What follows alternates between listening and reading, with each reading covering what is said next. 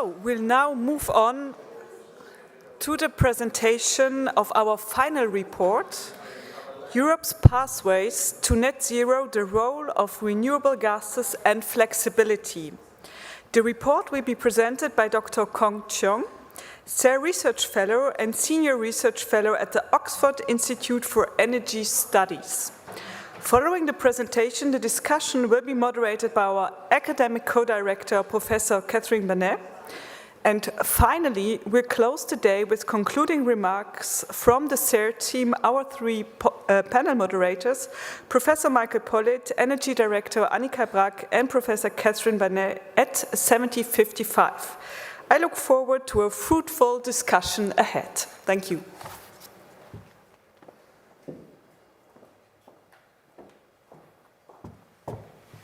Okay, good afternoon. I know it's our last session. I'd like to be very light on the numbers because, you know, this study is based on the large-scale energy system modeling. We have some limitations, so 5 bullet points per slide and 5 words per bullet point. So it's 25 words each. So I'll try my best not to bother too much with the numbers, but try to bring some of the insights. So the motivation really for this study is to look into the various pathways that Europe can achieve its net zero goal by 2050, and by Europe I mean EU 27 plus United Kingdom, Switzerland, and Norway.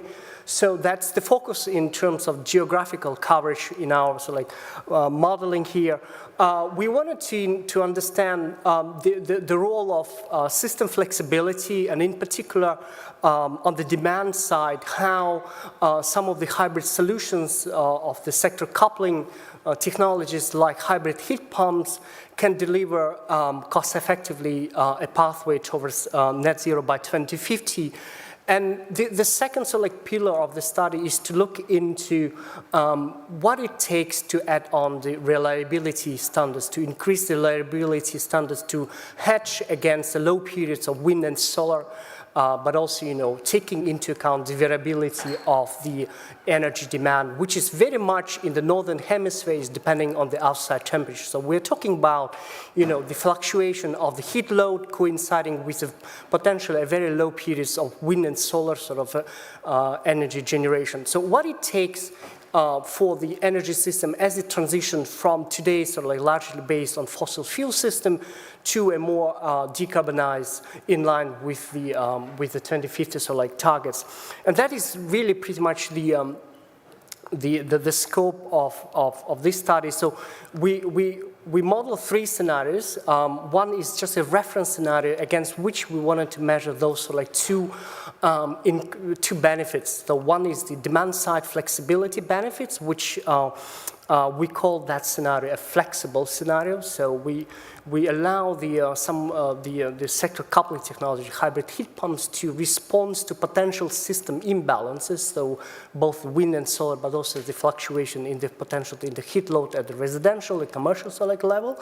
But also the other scenarios takes into account the reliability, a more stringent reliability standards where we force the model to optimize the system in the way that would allow dispatchable capacity to meet the intermittency, 100% of intermittency. So the potential shortfall between the mean production from wind and solar against the minimum production of those technologies. And that essentially puts on a cost to a potential, you know, the reliability cost to the renewable energy sources, and we wanted to measure. So what is the impacts of having a more reliable system as we progress towards net zero?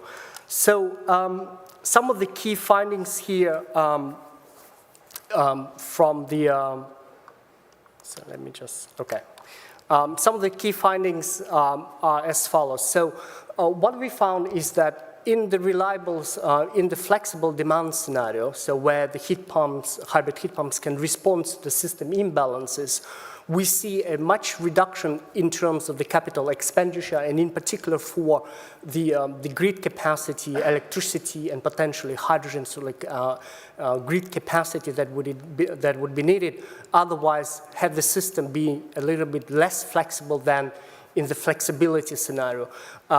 We found that the energy prices are much lower in the flexible scenario because, basically what we're doing is that we're allowing the energy, so like demand, to be much more flexible, much more elastic, and therefore responding to potentially imbalances. And that is provided, in our model, that is provided by the hybrid heat pump, sort of responding to those so like potential price signals and imbalances at the local level.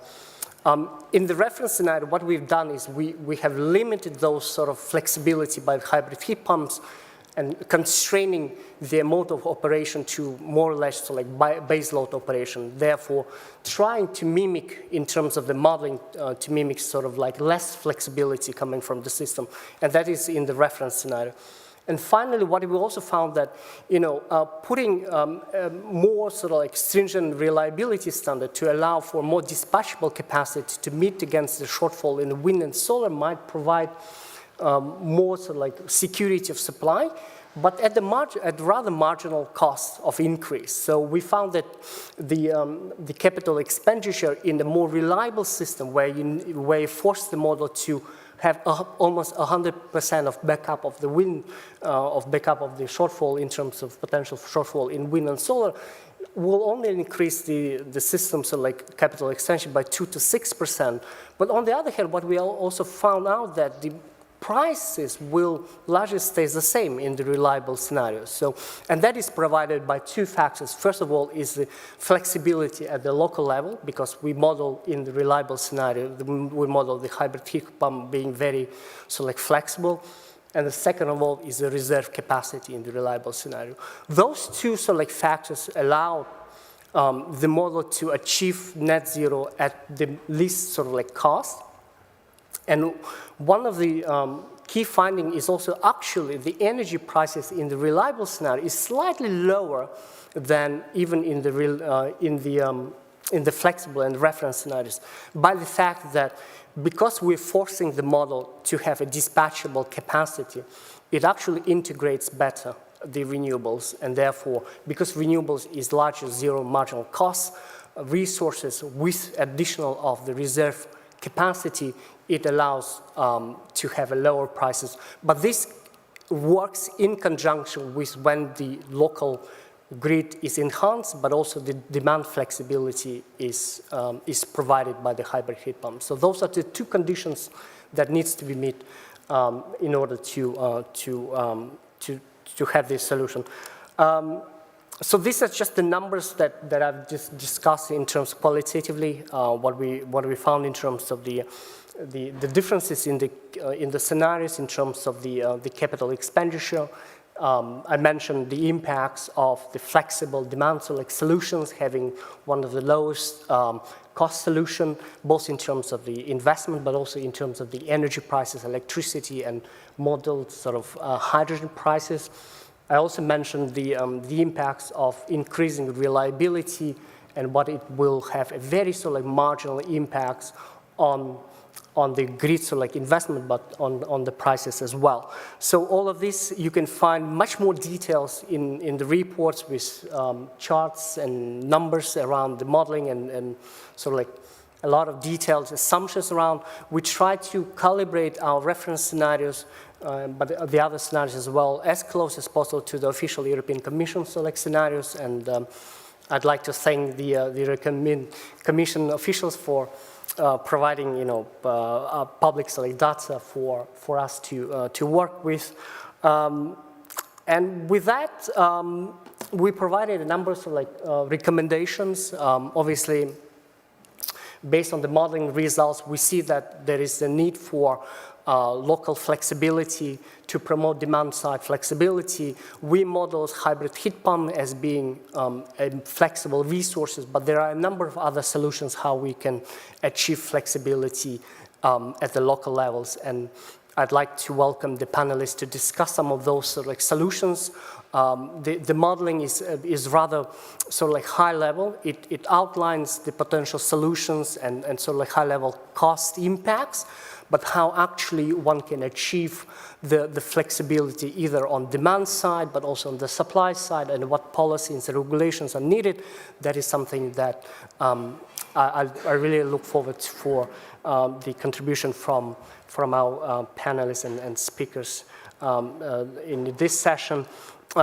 We also mentioned that the local dimensions, obviously, when we do the modeling, it's sort of like high-level modeling, and we think about the flexibility at the sort of like more decentralized level. But when we think that what it in practice entails is a different sort of story, and therefore we thought that there is a dimension to be discussed around the contribution of the local energy system flexibility, and also the trade-offs between the local solutions provided by the so like local flexible solutions, but also the more so like transmission and system level flexibility. So those are the sort of like key summaries. I don't want to bother too much with a lot of details, and the report is now published, and I'd like to thank CERRE and all of the sponsors and for supporting this study, and yeah, I look forward to really to.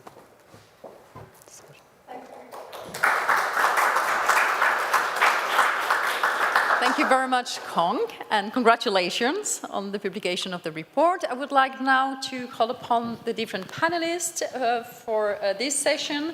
First, Claudio Farina, if you can come on stage, who is the Chief Strategy Technology Officer at Snam. Then Corinna, I will sit here. Is it okay? Corinna Grajetzky, who is Director for European Affairs at Engie. Then Frédéric Dykmans, who is Secretary General at Gas Distributors for Sustainability. And finally, Bert Saveyn, who is a team leader of energy economics and modeling at the Directorate General for Energy at the European Commission. So, first, I would like to start with you, Claudio, and for the ones as well, before we start, for the ones online, please send questions. We will be happy to address them in addition to the ones that we will take from the room. So, Claudio, I would like to start with you, and also for thanking Snam for its historic sponsorship to CERRE, but as well its very active participation to the different reports. This is something that we value very much also for the quality of the work we're doing at CERRE. So Claudio, I would like first to ask you about your feedback when you've been reading the report, and the same question will go to you afterwards, but let's start with you, Claudio. So first of all, let me thank you for the invitation of participating here today, and good afternoon to everybody. So it's our pleasure to contribute to such level of studies and such levels of modeling. So congratulations for the report and for the model, which I had the pleasure to read a few hours in advance before it was published. So thanks a lot. So. I think that the model and the report have a pretty clear hypothesis, a robust structure and consistent outputs, and also, I would say, clear and useful recommendations. We at Snam, being system operator, we believe in scenario modeling. That's part of our core activities. Snam, I think you already know us, but we are the TSO operator, full unbundled operator in Italy, so pure infrastructure player. Scenarios modeling for us is key in order to set the basis of our network planning and capital allocation, so sort of decisions that have an impact along several decades. So let's say pretty tough decisions that have to be made on as much as possible on the basis of facts, data, and evidences. And by the way, since 2019, we started running these national scenarios together with Terna, the electricity TSO, well in advance versus the gas package, and I think with a mutual recognition of the value of having an integrated scenario planning, which I think it's also one of the key features of this model. I think that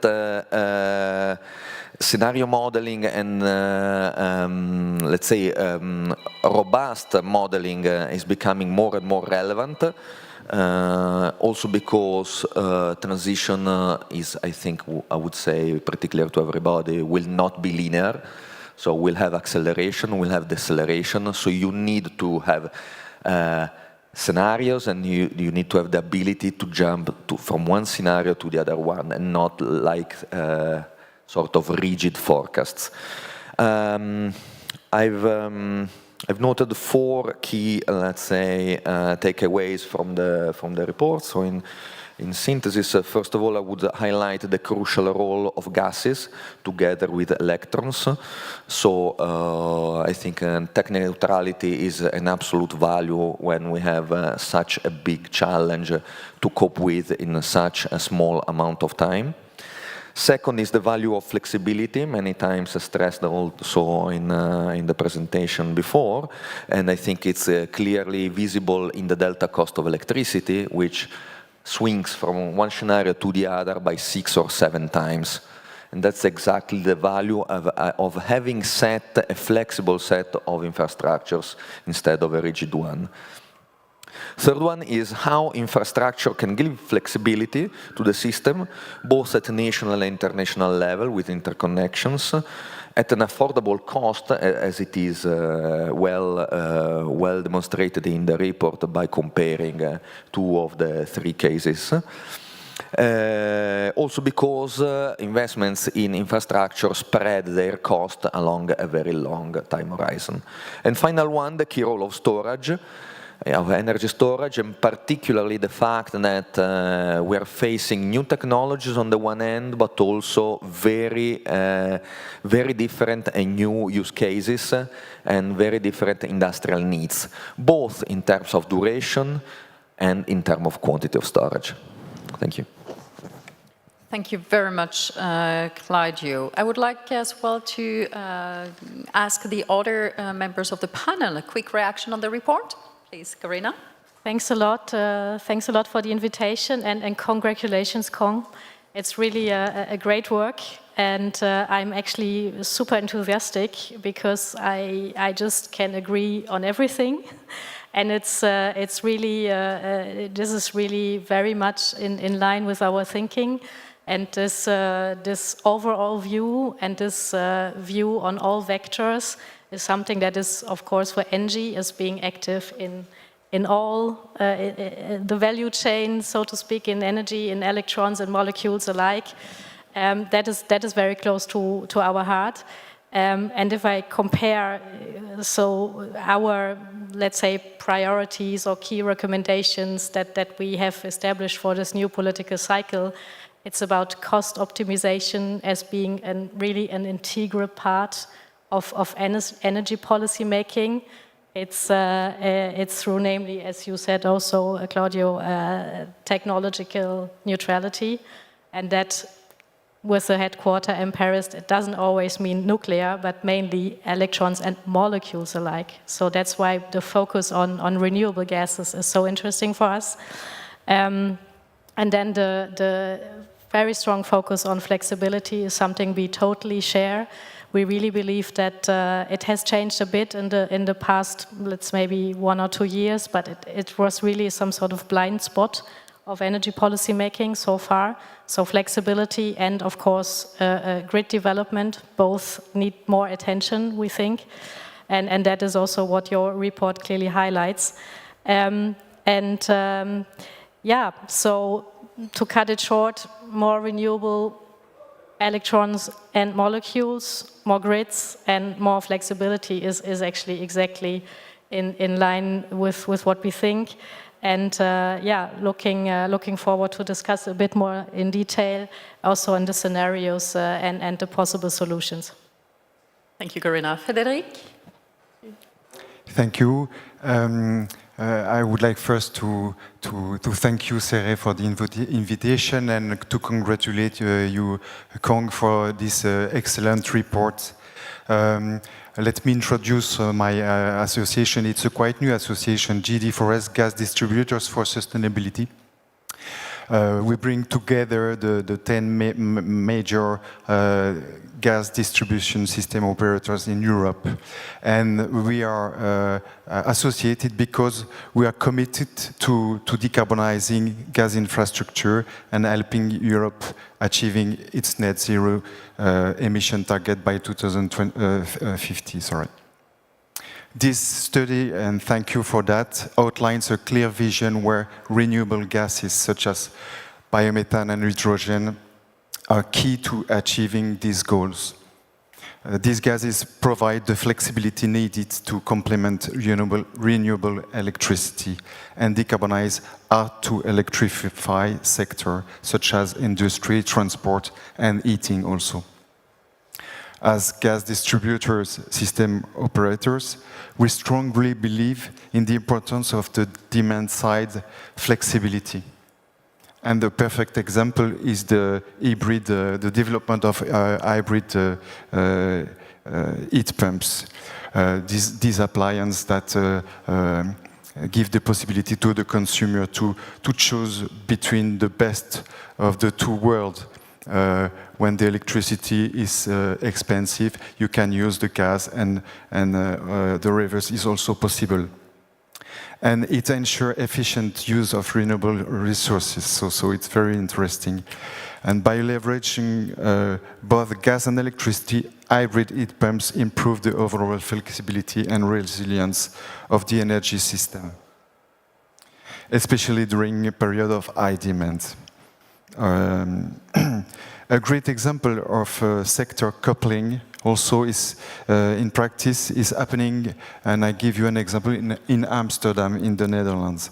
The city is leading the way in combining efforts to decarbonize both gas and electricity networks.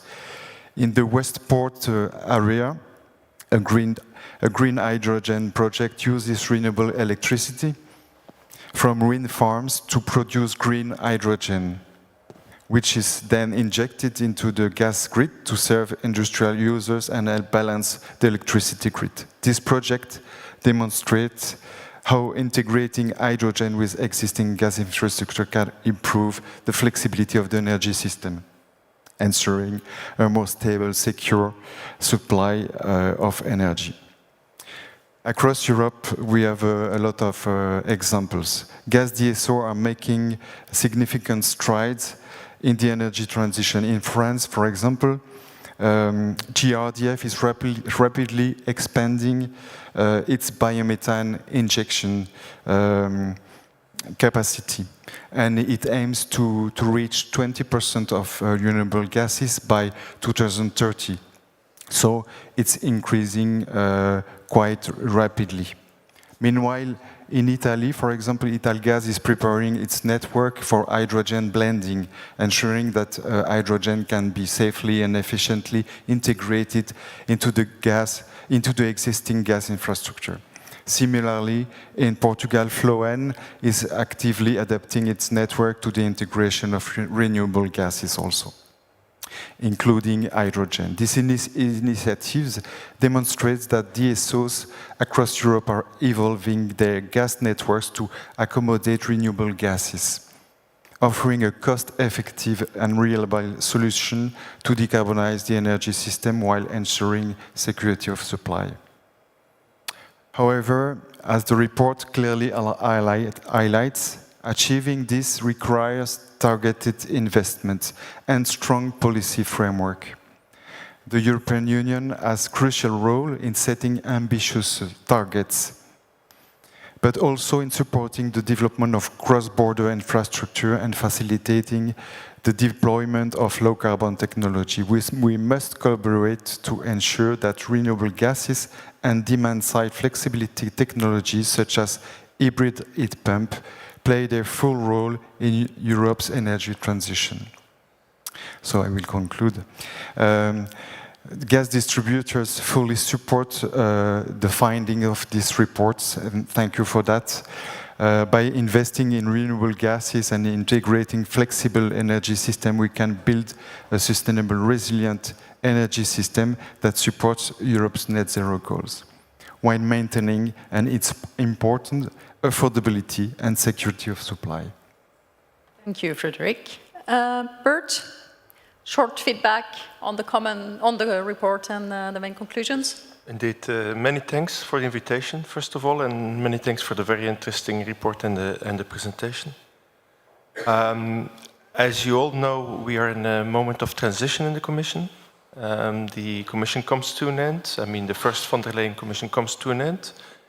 And actually, the planning is being made what we will do in the next Commission. And the mission letters are out there, so all the commissioners designates have their homework to do and know what to plan for and what to think about in the coming years.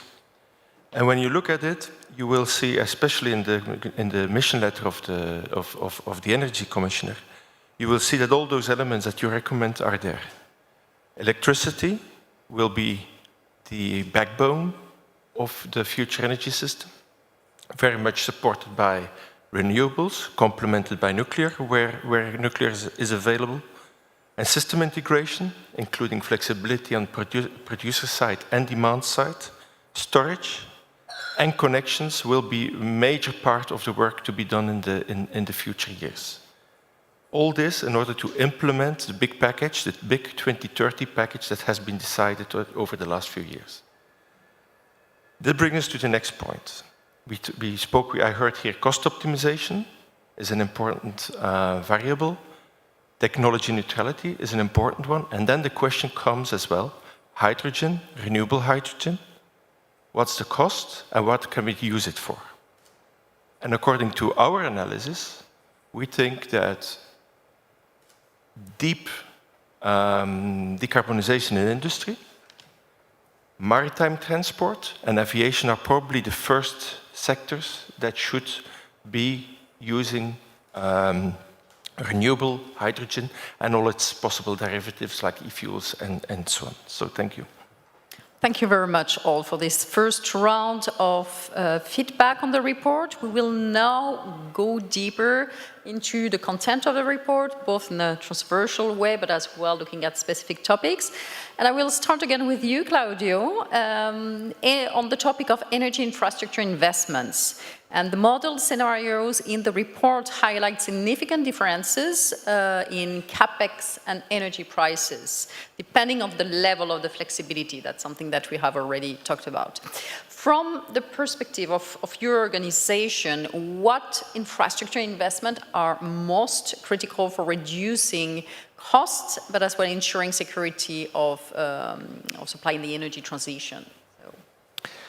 Let me frame a little bit the answer before getting into the context. So, as you said, the study shows with very good and solid evidence the cost of rigidity. If you take the delta in electricity cost that we saw before, which is 7 times from one scenario to the other, and you multiply times the quantity, and then you multiply time the number of years, you decide what number of years, then you obtain a number which is several order of magnitude greater in terms of cost of rigidity, greater than the cost of infrastructure, which may have solved that rigidity. To draw you another rough example, doing, let's say, back-of-the-envelope calculation, in 2022, because of the gas crisis in Italy, the total cost of energy for the country was sort of 100 billion euro higher than the baseline. And it would have been solved by investing kind of 5 billion of infrastructure. 5 billion of infrastructure divided by 50 years, which is the amortization period of energy infrastructure, is 100 million per year. So 100 billion of year if you don't invest and you have rigidity versus 100 million of cost yearly cost of infrastructure. So that's the sort of magnitude, difference of magnitude in terms of cost of rigidity versus flexibility. When we talk about rigidity, we are not saying that we will be short of energy. We are just saying that we will have a dramatic mismatch between where and when you have availability of energy and where and when you have demand for energy. So in our perspective, 3 investments are key to solve this sort of mismatch. The first one is storage, in order to shift production in time. The second one is grid and pipelines, in order to shift energy in geography. And the third one is CCS, to have a fast and reliable decarbonization without, for hard-to-abate industry, without changing the industrial process of the industry sectors where we rely upon. Thank you very much. We now go back to a more general and transversal issue, that is the one of the choice of scenario. And you have already identified different scenarios, but when it comes to the choice of scenario and energy mix alternatives, according to the treaties, member states retain sovereignty over their choices of energy mix. However, reaching the EU targets that we have been already referring to within climate and energy, and ensuring security of energy supply requires a minimum of coordination on the pathway to follow. And the report identifies different scenarios for the future of the energy mix in order to reach net zero by 2050. Who do you think will or should drive the choice of energy mix and choice between the alternative scenarios in your proper organizations, or from the private sector perspective, but as well from a more EU or member state perspective? So who is making the choice? Who wants to start? Corinna? Start. Thank you. Yeah, I can give it a start. And saying, you're fully right, asking about the level of coordination at European level. And of course, there needs to be a minimum of coordination, be it only to enhance visibility for us as investors on where the direction of travel goes to. And that we have, of course, with the clear 2050 net zero objective enshrined in law, and we have a governance scheme with the national energy and climate plans that could be actually even used more and more evolve into something like investment plans, at least in terms of visibility. However, when it comes to the slippery slope question of the energy mix and who should decide on that one, I don't dare to say anything about changing the treaties. That is maybe sometime in the longer term future necessary. We will see. But of course, as a market player, we think that actually this choice of scenarios and pathways is can be done by the market. You know, with a certain framework, of course. So it's rather about not so much about who drives the choice, but which criteria should be taken into account. And also, that is what we do when we do our own modeling. That why we are lucky enough to have brilliant colleagues who can do this in-house. And the first thing is, as I said, the clear objective of net zero 2050, so knowing where this has to go. And then, as I said earlier, for us, another clear guidance for any scenario is the cost optimization. That is another element. And then all vectors, all energy vectors, and that is something that we have for our in-house modeling, that we can really use the experience of all the vectors or the whole value chain, and also different geographies, and based on that, we come to the points that I mentioned earlier at the beginning, and we really believe that this holistic view is the key to it, and then more immediately, we need to act now towards 2030. Because that is very, very, very soon, and we are not so sure if we will reach the targets. So there's really a question of speed and pragmatism to move forward towards 2050, but first looking at 2030, which is tomorrow. Thank you. Other comments from Frédéric or Bert on that? Yeah, just to complete, because I agree with you. We think that there is not one size fits all solution, so we need to leave the countries, the member states, and the local to define the best mix locally in function of the geography, in function of the energy landscape. So we believe that it's better to leave the local field to decide to implement the best investment, the best planification.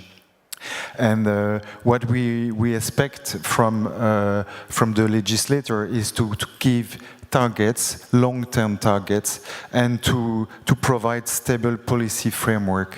But living, and we know that innovation will come from the private sector, we need to liberate the initiative locally. It's what we think. Thank you. Bert, please. Yeah, thank you. I will build up on many of the comments I've just heard. The NECPs are being designed now. I think about half of the countries have submitted, so half have not submitted yet. And that's a very important moment to bring actually everything together and to see where we are in the implementation of the law, on the package, on the big Green Deal legislative package that we have. Important also to see is that we have already started thinking about what comes next. And you will also see again in the mission letters that there is the invitation to think about the climate and energy framework post-2030. And earlier this year, in February this year, we have actually come up with the first 2040 climate target plan that actually set out a first idea of what the energy world could look like in the EU if we have a decarbonization of 90% by 2040. This is not legislation yet, it's just the first start of what would be needed, what could be a possible world like that. A main conclusion, one of the main conclusions there was actually that we need, and I've heard this here before, that we need all vectors. Everything is needed. We need CCS, but we need CCS for the right things. I also would like to remind you that Professor Draghi said that we should decouple from energy prices influenced by the world events. Yeah? So that means that in a sense, the CCS is then used for cement and maybe not so much for other uses. We also need nuclear, where available. We need hydrogen, renewable hydrogen, for the right purposes. And electricity and renewables are absolutely the backbone of the energy system. Thank you. Thank you. Let's move to the next question that is more, again, on transversal level, but focusing on energy modeling as such, because the report builds on energy modeling tools. Could you shortly elaborate on your company's or institutions' use of energy modeling in the design of corporate strategy or choice of EU policy orientation? So very shortly, how in practice do you work with that? Starting, who wants to start? Claudio? I can start very quickly. As I said before, this is one of our core activities, and we base on modeling all our, let's say, network planning and resource planning and capital allocation. And as I already said before, key to us has been the possibility to move towards integrated electricity and molecules scenario together with the electricity TSO in our country. That really helped us in having a much better integration, much better coordination, much better understanding each other of the two sides of the same coin. Yes, thank you. Yes, indeed, as I mentioned earlier, we also do our own modeling, and unfortunately, or maybe fortunately, we are just a bit too early, because we will present our new decarbonization scenarios next month. But I already told you that a lot of the things that Kong has in his report will be coming back. So we really have a big team working on these scenarios, and of course with the purpose not, first of all to quantify, but also to get this across vector and sector view, and of course in our case to make informed business decisions. So that's why it's really an important exercise, but at the same time it never is a prediction of reality. So we think it's important to have certain trends and an order of magnitude, but none of my colleagues would ever pretend, you know, to have this total stability and a 100% certainty that based on those models, every decision will be right. It's just about an order of magnitude. Yes, just to say that if of course, we use such a modeling system to assess infrastructure needs, investment strategy, and the interplay between renewable gas and electrification. And, Bert, of course, modeling is key in the impact assessment of the Commission. Indeed, so I will take a bit more institutional angle. So all legislative processes in the Commission need to have an ex-ante impact assessment. That's usually a very big document with even bigger annexes. And in the energy and climate field, modeling has been central for probably more than 2 decades. Many of you may know the PRIMES model. Some may be familiar with other models like the potential model and so on. These models typically look to energy mixes, very much like we've discussed in the previous 2 questions.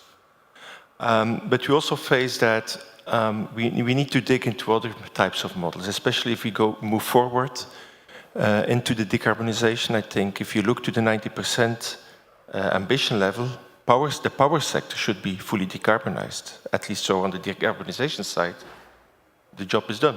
For the power sector, there's still a lot of work on other sectors, but for the power sector, there is where we are. So we also should, and apart from that, we are very much in a very difficult implementation phase, as we already discussed. So we are increasingly complementing these models with other tools, looking for short-term modeling, short-term electricity modeling, for grids, for really price formation, for seeing when is gas actually influencing the price of the electricity, for example, is really a big concern now, with the increasing solar and increasing wind, but also complementing it with elements like, okay, how do you decarbonize the land use sector? That's way beyond the audience and the topic of today, but that's also a very big question, obviously. Thank you very much. Do we have questions from the audience, maybe in the room or on the digital sphere? Yeah, we have one here, please. You can present yourself as well. Thank you. Hello, Merve from Rex Energy Certificate Association. I wanted to ask, because when Kong presented, one bullet point there was enhancing market integration. So I wanted to ask, how do you see the union database playing a role into that? So it's a database being developed by the Commission for trades of biomethane and hydrogen. Corinna? Thanks a lot for the question. I must admit I will probably not have the full expert answer on this, but probably indeed no one has at this stage. Well, we actually think it's extremely important. It's extremely important to have that tool and to get into a real market of the molecules. However, there are a lot of problems of actually establishing this in practice. So this is one of the biggest concerns, aside from the hydrogen framework we will tackle later on probably, that we have, that this Union Beta Days must be feasible in practice. And if we manage those practical questions, then it's a very useful tool and a necessary step towards more market integration. Thank you. Michael?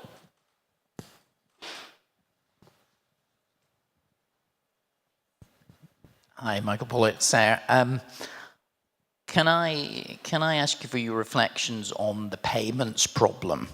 Because I think, you know, what Kong's modelling is focusing on is the role of gas in balancing the system and being flexible. The problem with that is, of course, gas customers pay for that. And of course, the gas infrastructure pays for that. And as the number of units of gas distributed declines, of course, the customers pay more for that. And it becomes a sort of capacity market problem, doesn't it? And have you thought about how you deal with that? Because, you know, I think we've got all this, you know, nice modeling of what the sort of system integration benefits are, but there is an allocation of cost problem. Thank you for the question, Michael.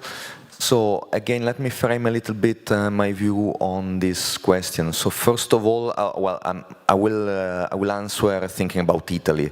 So the same number may not apply to other countries. But if I think about Italy, first of all, let's remind that as of today, even though gas demand is going down and has gone down in the last couple of years, still gas grids transport every year double of energy than the electricity grid. So it's 600 to 700 terawatts per hour versus 300 terawatts per hour. Having a unit cost in the final customer bill, which is the half. So it's around 3–4% the incidence in the gas bill versus 8–9% in the electricity bill. So double of the energy, half of the unitary cost, just to frame where is the starting point. Then, second point to take into account is that if we do believe, and we do, that we will need molecule and that those gas molecules will flow through our lines, let's say that the gas is naturally hedged versus the risk of deceleration in the take-up and the ramp-up of green gases versus the green gases, because we need to have decarbonization, but as long as no carbon or low carbon hydrogen may accelerate or decelerate, the energy demand will remain for gas, and particularly for decarbonized gas, meaning biomethane or gas decarbonized through CCS. So we see also in a very long horizon that our gas grids will remain consistently, let's say, full of gases. And particularly if we think that the calorific value of hydrogen is well below, it's about 1/3 of the calorific value of gas. And so you need to have more hydrogen in order to satisfy the same demand of energy. We're going to present in the next couple of days our transition plan, and several of our analysis around this topic will be very clear and transparent in this document. Thank you. Let's stay a moment on the molecules and the topic of renewable gases. Of course, as many of you have already stressed, decarbonization of the energy system will entail developing renewable gases. So in your view, what have been the most effective incentives to increase so far development of biogases and biomethane, if we look at really the measures that have been the most effective? And do we need new instruments? So maybe starting with you, Frédéric. Yes, please, thank you. I think the best incentive was the feed-in tariff and the guarantees of origin. And if I take the example, for example, in France, today the GRDF inject, I think, 12 terawatt-hours of biomethane every year with about 700 biomethane plants. It was possible to develop this sector because there was this framework, this regulatory framework. But I know that it's not enough because today they want to increase significantly the injection of biomethane into the gas grid, and they need more support to give the visibility for the investor to invest in a biomethane plant.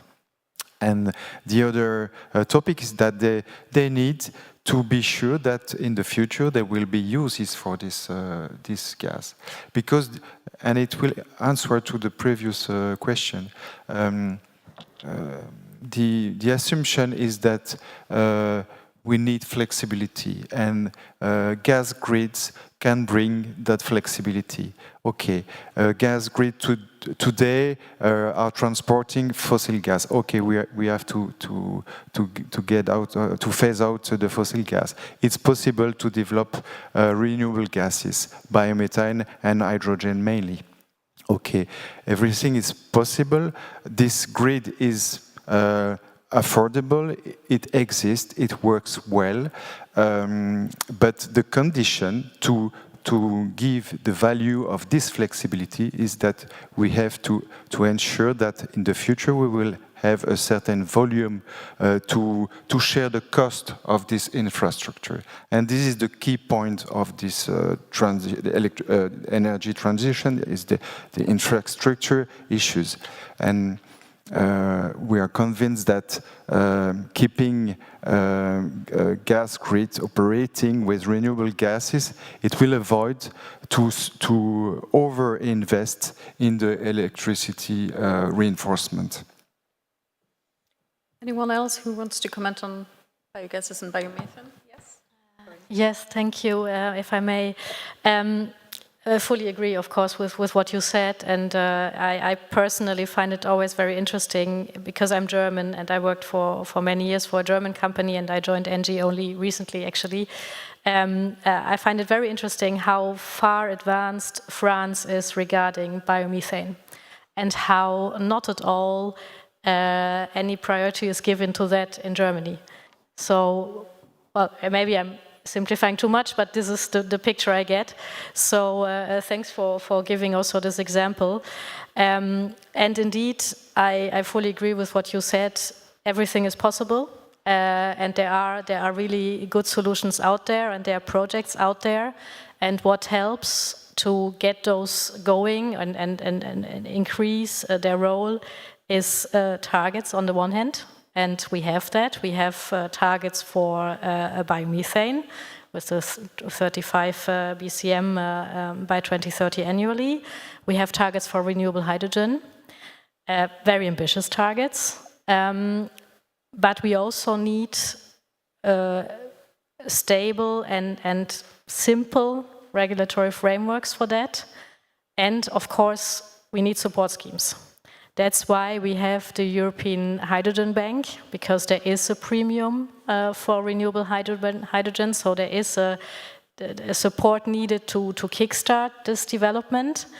And a major challenge is, of course, that offtake remains difficult, and many of renewable hydrogen projects that have been with our company, but also with others, have been in the making, are on hold, are being delayed, are being cancelled. And that's why we really think now is the time, and Chyong, your report only underlines this again, that we need a really sound regulatory framework, and that we need to double check if what we have is realistic, corresponds to the market conditions, and corresponds to where we are, and what is still in the making is pragmatic from the start. I'm referring to the Delegated Act on Renewable Hydrogen, RFNBO, that we already have, that has been discussed very controversially for many years, and where we now see what we unfortunately, as many investors kind of predicted, is that the rules are too strict.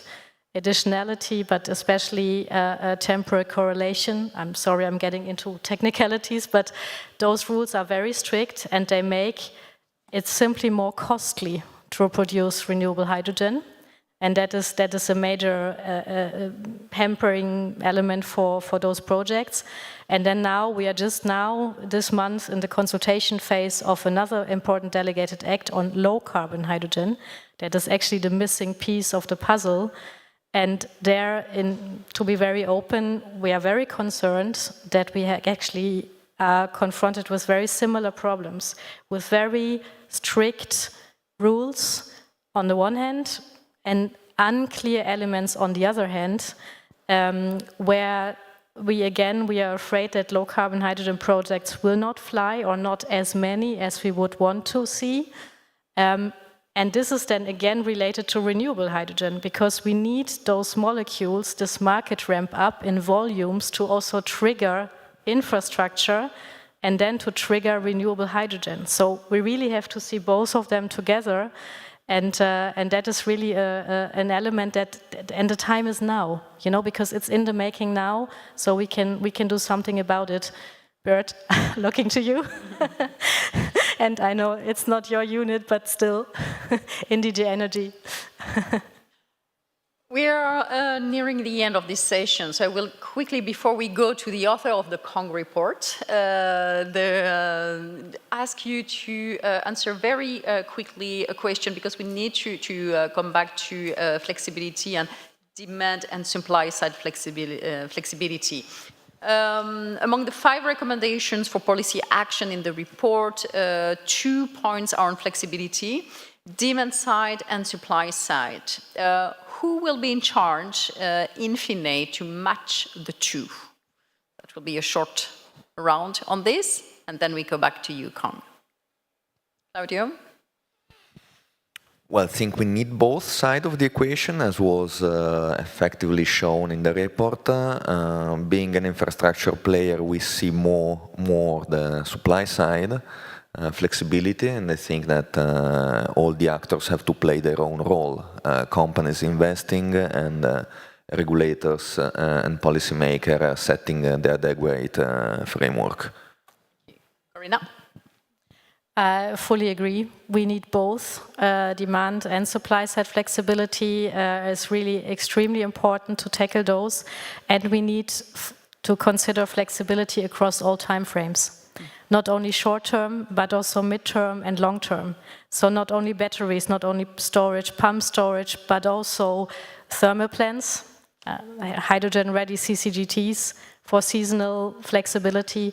All of this is needed. It's like the same with all vectors. We need also all forms of flexibility to get to net zero in a cost-efficient way. Thank you. Frédéric? No, I confirm it's both sides. We are all on this topic of balancing between the demand side flexibility and the production flexibility. So I would like that the key, one of the key is the digitalization also of the networks, especially, but also of the way you can use the energy, and perhaps also in the way we organize the tariff, the signal that you put in the tariffs. Thank you. Bert, final words? I think I will agree that the flexibility is needed. And I will add one element that hasn't been discussed yet. Flexibility is absolutely necessary to keep prices down and for the competitiveness and the affordability. It's a key element to really bring the energy where it is abundant to those places where it is less abundant at every moment of the year, of the day, of every moment in the season.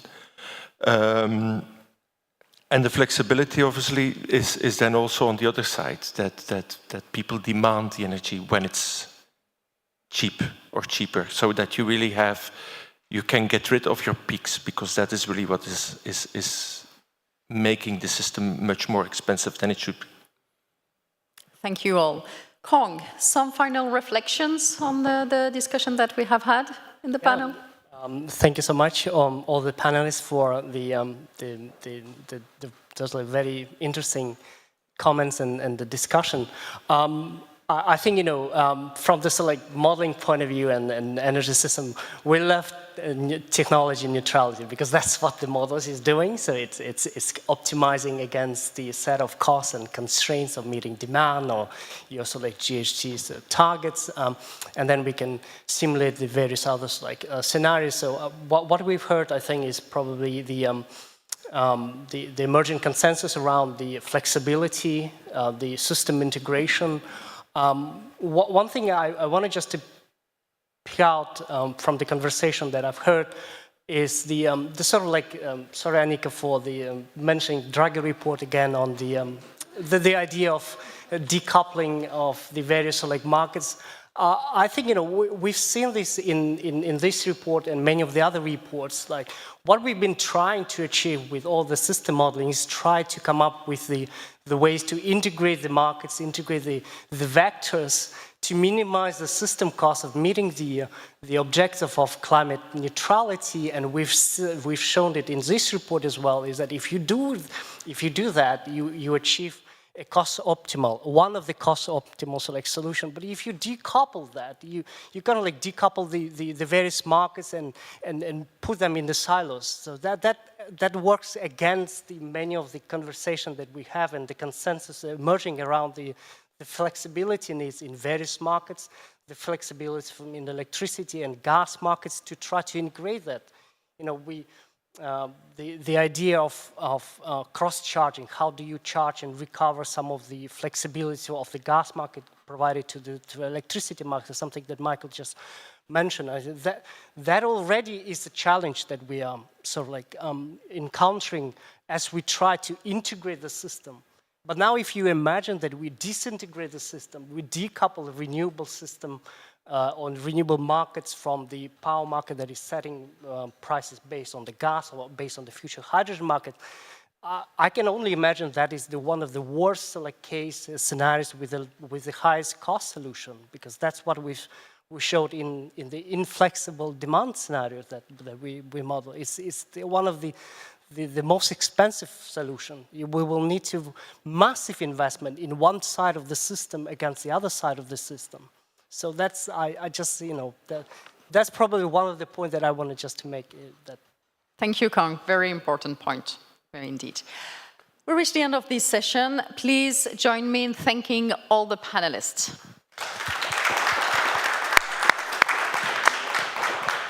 And I now hand over to you, Annika and Christina. Yeah, thank you all very much. Thank you so much for your excellent contributions, and the audience for staying on so late.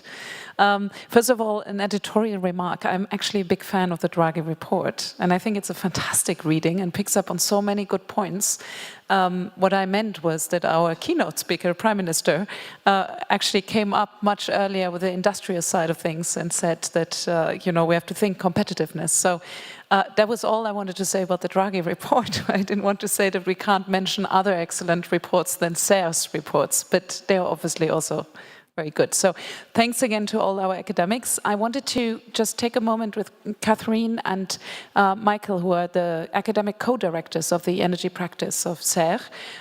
Perhaps you can just share your key takeaways from the day. Who wants to start? Michael, do you want to start? Yeah, well, I'd just like to thank everybody who's contributed today. And I think the one thing that I wanted to highlight was the different approaches that our different reports took, which represents the sort of range of capability that we've got at CERRE. It was very nice to see the balanced path to net zero using combination of case studies and surveys of our members.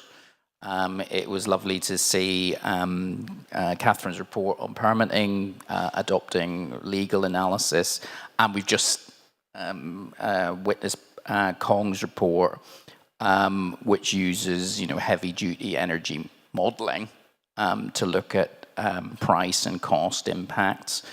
And I think all of the reports have benefited from stakeholder input, such as we've just witnessed. I don't think any of those reports, and I think the authors did say this, would have been written in quite the way they had if they hadn't enjoyed the feedback from our members and those who participated in the report. So thank you very much to that. And of course, we look forward to doing more work like that. Two final points on my side. The first one relates to something that we have been hearing almost at each panel, is the question of the pathways and the discussion around the regulation of the pathways, whether it should be or should not, or how be regulated. That's certainly something that we at CERRE are going to work more on that.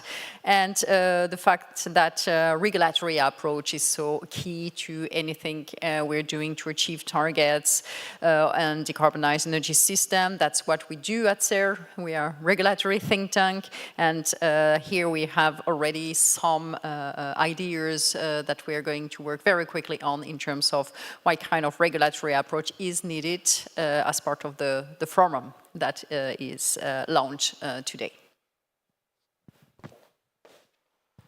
And with that, I close the summit. Thank you all very much.